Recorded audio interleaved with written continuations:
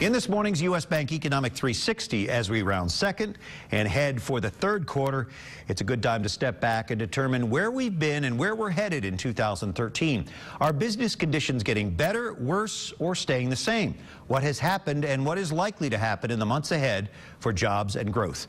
For perspective on these topics, we turn, as we do each week, to U.S. Bank's senior equity strategist, Jim Russell. Jim, good to have you with us. Good morning, sir. Happy holiday weekend. So in a nutshell, how would you assess the economy for the first half? Any surprises? Yeah, we would probably assess the economy for the first half, Brian, in terms of disappointment, maybe slow growth. We were expecting more. A couple things that maybe surprised us was the slow pace of GDP growth in the first quarter this year. Our guess is that we're going to get a second quarter GDP print of also 1.8. So a first half growth below 2%. We were, again, looking for more.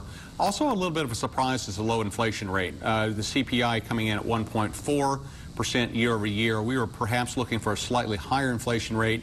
And in fact, if you were to look at other inflation gauges, the inflation rate is even lower than the 1.4. So what's the consensus for the second half of 2013? You know, the consensus, and we'll put up numbers here in just a second, is for a faster second half growth rate. Now, some of the growth rates that are being projected by the Federal Reserve are in the, call it the 2.3, 2.4, 2.5 type of range. We think that is going to prove to be a little bit aggressive for the full year 2013, but we think that the third quarter will be perhaps above 2, and we're thinking the fourth quarter may be as strong as 2.5, but we would back off this type of projection that the Fed has thrown out.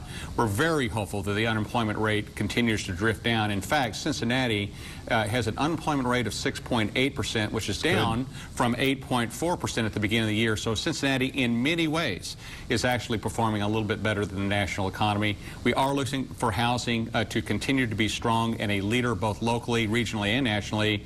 And we do think that some of the international markets, namely Europe and China, will continue to be a little bit on the weak side.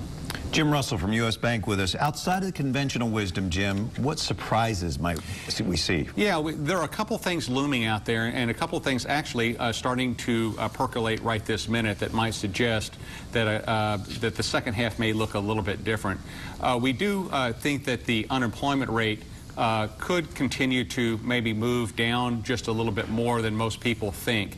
We think the labor markets are actually firming quite a bit, and we do think that home prices actually improve a bit more than most people think as well. We think affordability is very high. We think that China, the slowdown in China could actually perhaps even be let's call it reach crisis levels. We think that Europe could actually re-explode on us.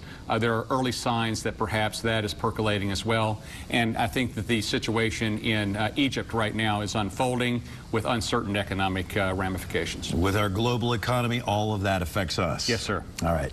Thank you, Jim. We appreciate you and U.S. Bank. Yeah, thank you.